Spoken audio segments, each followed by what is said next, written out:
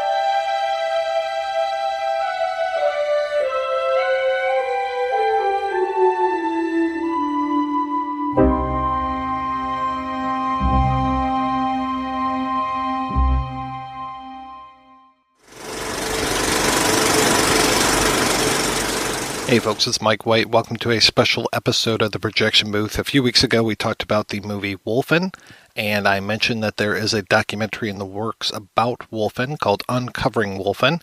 Well, I am back this week with an interview with the director, producer, editor, man about town, Mr. Stu Buck, to talk about that film, as well as another documentary that he's working on all about Michael Mann's The Keep. I initially asked Stu how he got interested in both of these films. It really started for me around kind of my final years of university, around 2003, 2004, where I studied film in West Sussex. This is about 50 miles away from London.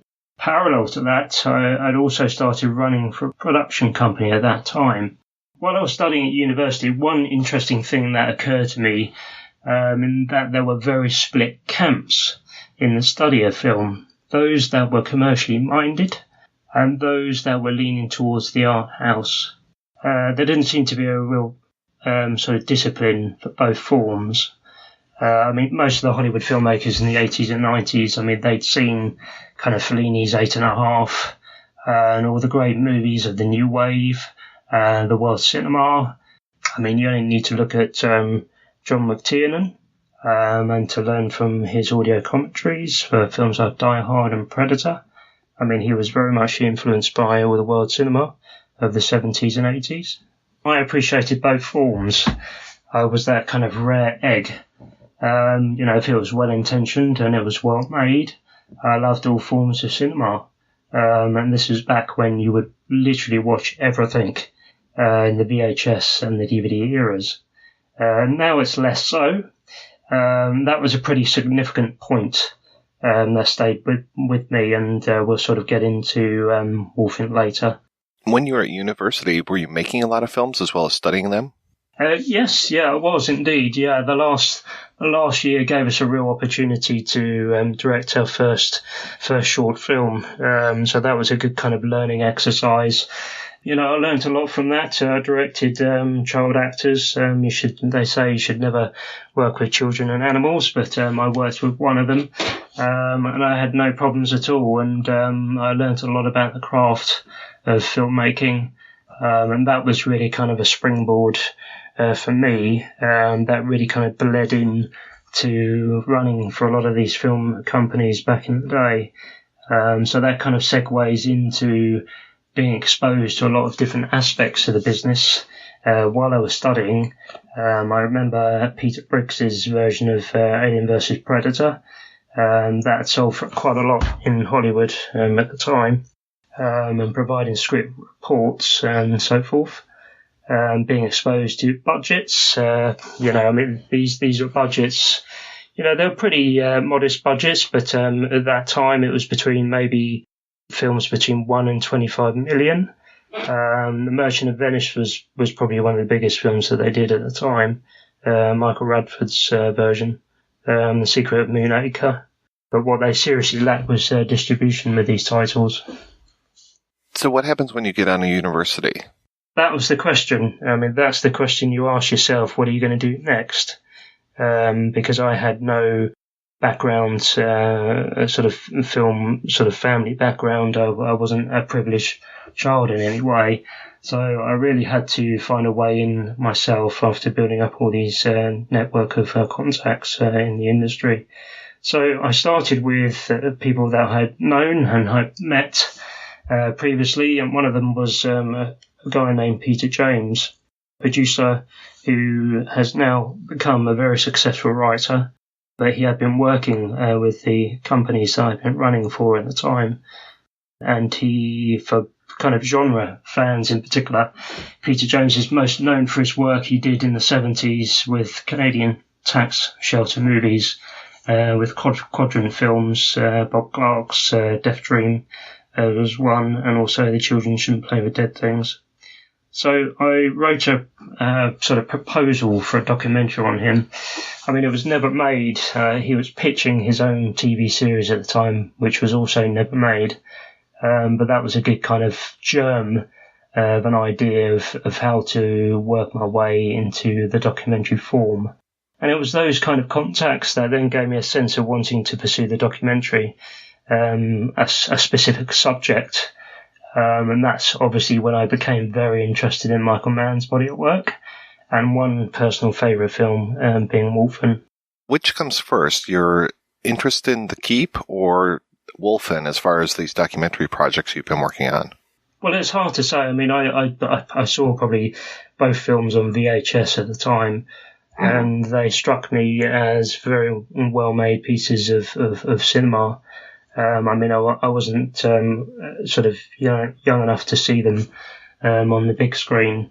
Obviously, the lore of the obscure mystery of these films, the fact that they were done in a kind of studio environment, but they had a very kind of unusual mix of an experimental and a documentary film wrapped up inside. And that's those two kind of things kind of gelled together for me, and what interested me most about it. And that obviously comes back to the things that I'd learnt in film school about my class not really respecting the discipline of both forms. So when do you say, this is it, this is what I want to work on? Did you happen to start to dig into these movies first and see the unusual production histories, or were you just like, I want to learn more about this and I'm going to use a documentary form to do that? Yeah, I mean, this is the kind of, we're talking 2004, 2005, so it was very kind of early stages of the internet where you would gather a lot of facts at this time. I think it was 2007, I tried my hand again at a couple of short films, and that really wasn't working for me in terms of financing. So the documentaries grew organically. I think I started with Michael Wadley first as a kind of through line. I went to see him. He now lives here in South Wales. He lives up here with his veterinarian wife. I mean, he's still a hippie to this day. He still remembers the history of Wolfen very sharply. And he gave a fascinating, probably 2 to 3 hour interview that really kind of set me on my way in terms of putting together the pieces to tell this story. Because I wasn't just interested in the retrospective side of it. I was interested in the social causes that he still fights for. Yeah, he's a very fascinating guy. Was it easy to get in touch with him for you, or did it take a lot of cajoling? It did take some time. Obviously, me being, probably about 60, 70 miles away from Wales, I think he was willing to give the commitment to sort of sit down with me and give me the time that I needed. But yeah, I mean, I think at that time he was pretty much exhausted of talking about Woodstock. And the documentary, although it will touch on that history, it won't really kind of talk about that in more depth. It's really solely about Wolfen, its themes, and what he intended to do with the film. So do you go to him with the idea this is going to be a documentary, or do you say we're going to sit down and talk about this and we'll see what happens with the footage? Very much the latter as opposed to the former. I wasn't quite sure. The same with Keep, in many ways. I wasn't 100% sure where this would go or whether it would go anywhere. But it both of them really kind of grew quite organically in the end, and so I decided to continue, and here we are, sort of 10 years later, with all these pieces that we've gathered together, many interviews, and a real understanding of New York culture at that particular time, that particular era, the 70s and 80s, and just what kind of Michael really wanted to do with the film, which we can both understand now in script form, and what eventually ended up being in the movie. Tell me a little bit more about the timeline as far as you getting these interviews, finding out information, and then I imagine you've got to be working a day job at the same time. Absolutely. Yeah, I mean, it's I've managed to find something that is very sympathetic with the ambition of doing this, or trying to do this for a living. And it allows me the time to go away and edit and produce these things, and really do a little bit of travelling to understand these different cultures. We spent probably at least 3 or 4 years gathering interviews for Keep, for example, in Europe, in the US, all over. And that really comes down to my deep, intensive research that I do on these documentaries. I mean, it really goes above and beyond your standard commissioned based piece, which could never be done in-house.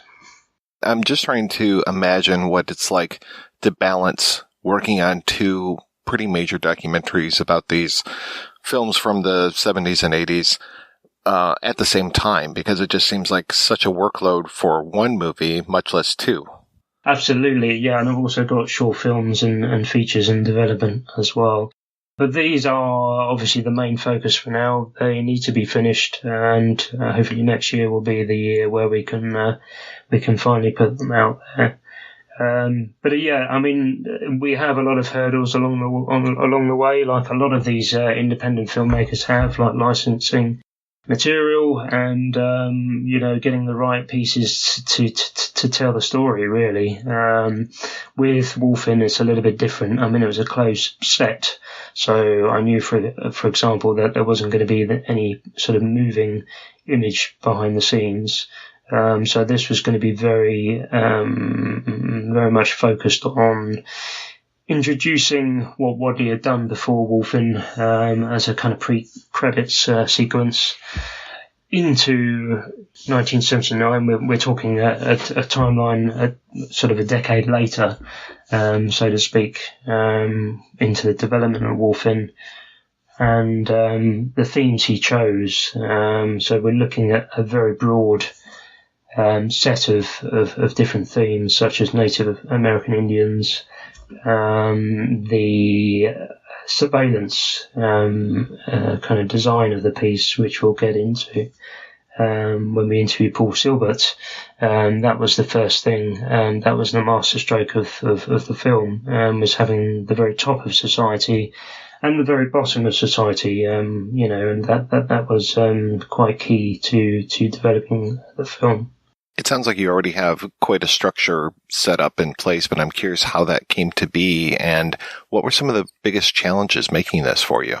With Wolfen in particular, I mean, there are lots of people who were very forthcoming to talk about this film, some on camera, some gave audio interviews. But I think, again, talking about that split camp idea, there is very divisive teams of people on the film. I mean, Wadley to this day never said he had the real drive to pursue this as an ambition. I mean, it was just something that he wanted to come to Hollywood. He wanted to send messages.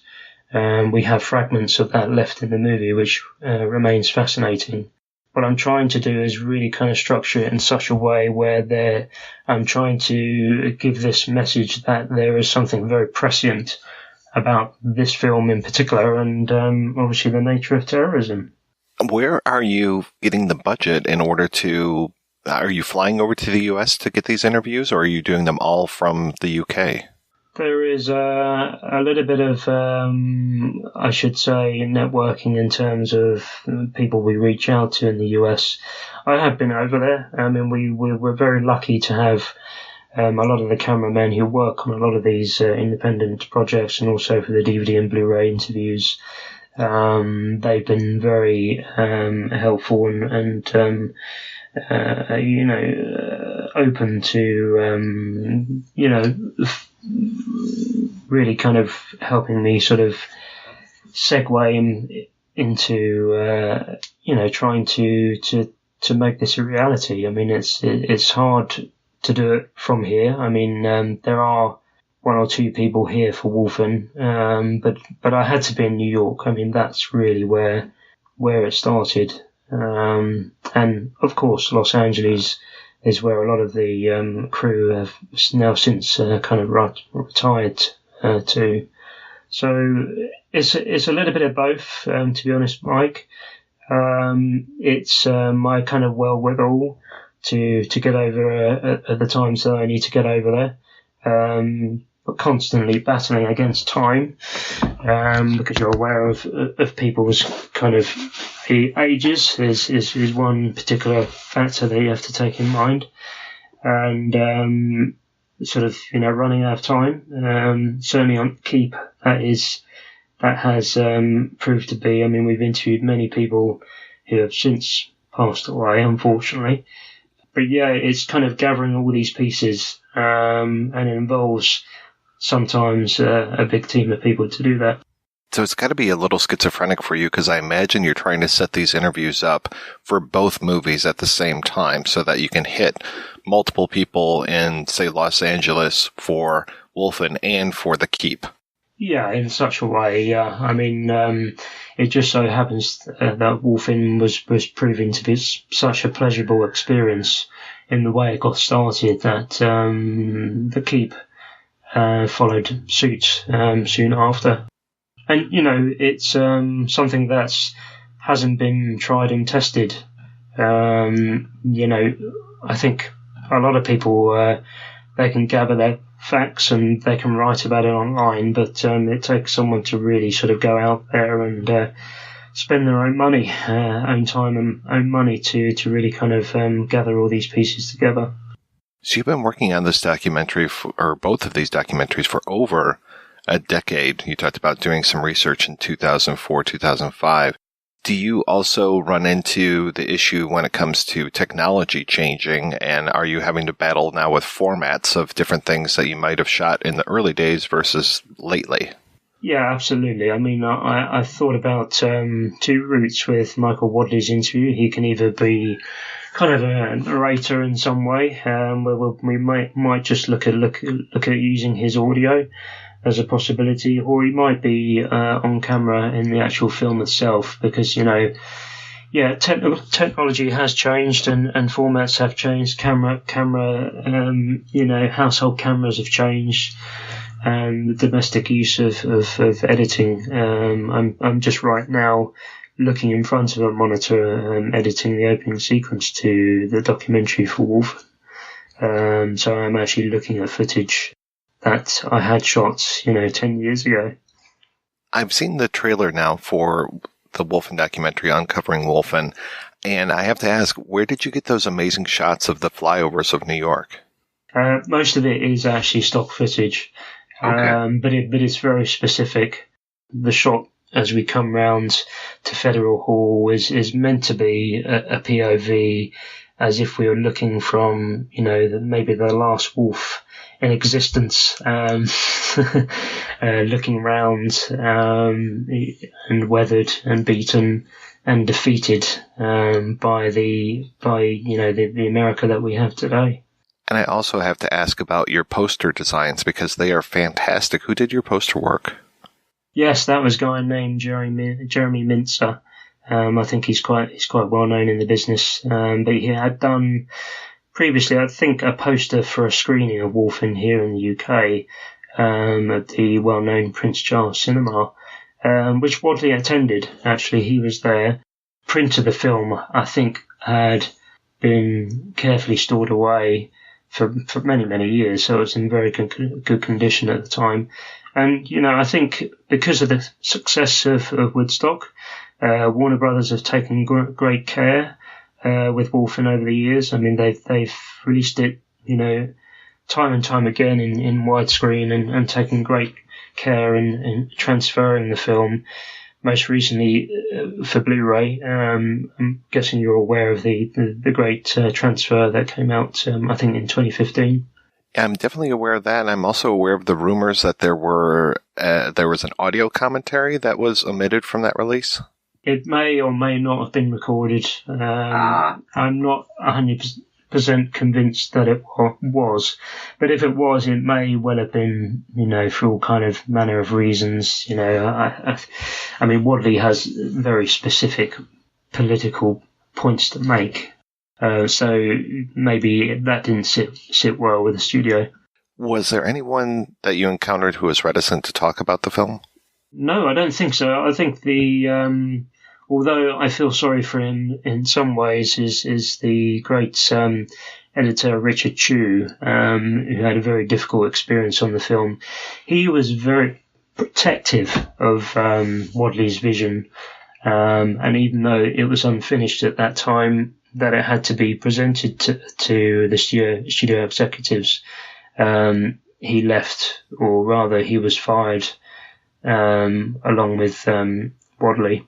Speaking of editing, are you doing all of your own editing on these as well? Only on Wolfen. I have that here in the UK. The Keep is over in New York right now. I won't get into the editing of that piece because there's a lot more elements involved, and to edit those two documentaries myself would be very overwhelming. So that is released from my control at the moment. Until we get a rough cut together, which hopefully will be in February. Wolfen will take a lot longer. We're looking at probably maybe a 12-month kind of turnaround to produce a first cut, but that's very much dependent on, again, licensing and gathering the materials to really tell the story. Do you already have your composer set for that? Well, I mean, I thought about using Horner score really as the lyrical kind of piece, center of the piece, really. I mean, it's such an emotional piece of work, and I think even though amazingly you only had 5 or 6 days to record it in, it's quite remarkable how well that works within the frame of the film. So I haven't really thought about music at this very stage. I think the most important thing now is just to get the entire structure onto the timeline, and really kind of look at it and maybe get a fresh pair of eyes on it. Maybe get another editor in to look at it and see what's working, see what's not working, and then I can think about music. Have you even started to think about distribution for it? Well, this is a little bit more of an unusual beast. I mean, it's a story where it breaks away from the traditional retrospective way of telling stories into a kind of social cause and real world issues. So, I think it would kind of probably bode well more with, we could look at places like PBS, for example. They could be a good market for it. Wadley expressed interest in maybe the BBC. We have BBC 4 here that shows a lot of arts documentaries. Recently, there was the Decade of Fire documentary that focused specifically on that particular time in the South Bronx. That is kind of really a parallel project to the story I'm trying to tell. Do you have any concerns? Are you using footage from the movies while you're doing this? Yeah, I mean, fair use is definitely going to be something we're going to have to follow. The nature of pulling kind of pieces from documentary film. We've seen many other films being made at that particular time, the Fort Apache of the Bronx. But I would say Wolfen is probably the most handsome of the pieces that were made at the time. Clips from the documentary would primarily consist of ways in which we can work in a fair use angle. I know you're not done with either of these yet, but I am curious, what has been the most difficult thing to put together these two documentaries? Just the stamina, really. The stamina to be able to keep going and finding new things, really. There is obviously a period when you need to stop, and that period is now, where we really have all the elements to tell the story. I mean, the Wolfen is very much a cautionary tale, really. I mean, we can only be subjective, but on one hand, you know, when a filmmaker has these opportunities and they come to Hollywood, you know, you have to be willing to be flexible. I guess Wadley really wasn't. He didn't have, as I said, the drive like his peers, like Scorsese and Coppola did, to basically continue with it. His reasons for leaving the film business are many and varied, but what remains of Wolfen and what we have is fascinating. You don't seem to shy away from taking on almost too many things, and I'm curious, are you working on anything else while you're still working on these two documentaries? Yeah, I mean, I'm not going to talk about them because they're from pre-existing films, but one of them is a remake, a French movie, but it's based on a British book. That's what I'm working on at the moment. So I'm kind of moving away from documentary, but at the same time, documentary is still a fundamental interest for me. That's where I would like to eventually make a living. Really, the film aspect is really the bigger kind of aspiration. You know, the business has changed so much that in a career, it's very hard to make maybe one film every 3 years. So the question that's on my mind, and I'm sure it's on the mind of the listeners as well, is where can we keep up on these things? Where can we find out when a World War II fairy tale, The Making of Michael Mann's Keep, or Uncovering Wolfen are going to be out and playing in festivals near them? I think with the Michael Mann project, that is going to be finished a lot sooner than Wolfen. That already has a lot of exposure online, so you can always keep up to date with it. We've been quiet for many reasons, primarily because we're editing. But with Wolfen, I chose something slightly different in that I didn't really want to really get involved too early on in promoting that online until it's finished. Primarily because there's so much to say, I think, with it. Not to say that diminishes any of the work that we've done on a World War II fairy tale. I mean, that has as many elements as Uncovering Wolfen does, but both documentaries, I wanted to try slightly different approaches to the pieces, and so Wolfen has been very much undercover, no pun intended. Oh, I think that was very intended. Even the title itself, I mean, when we look at the movie, Mike, I mean, everything in Wolfen is designed and there for real purpose. I mean, it's a whole world picture. Certainly in terms of design, I mean, as I said, it's about surveillance. And so I was very specific about creating the documentary too. You know, the title itself, Uncovering Wolfen, is a direct nod to Finney's detective in the film, in the way he pieces the case together. One of my particular favourite sequences in the film is obviously the Indian bar sequence, where he's sitting there and listening to the Indians, and we segue beautifully with James Horner's score into Van der Veer's apartment, and he's there almost kind of mumbling in a kind of lyrish kind of way, piecing together the pieces of the cases that he's working on. I mean, there's almost a sense of this kind of lyrical height that it reaches at that particular time in the film. Well, Stuart Buck, thank you so much for your time today. I'm so glad that we were able to talk about your documentaries, and I can't wait to see them.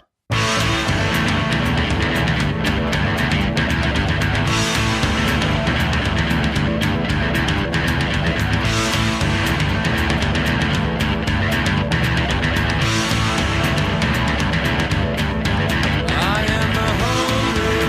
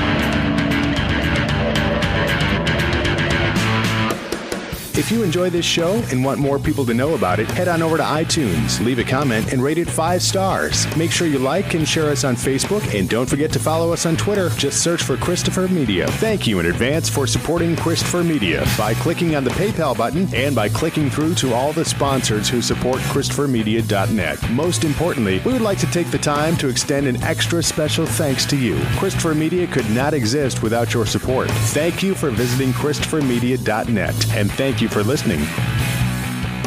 Christopher Media. Let's make some noise.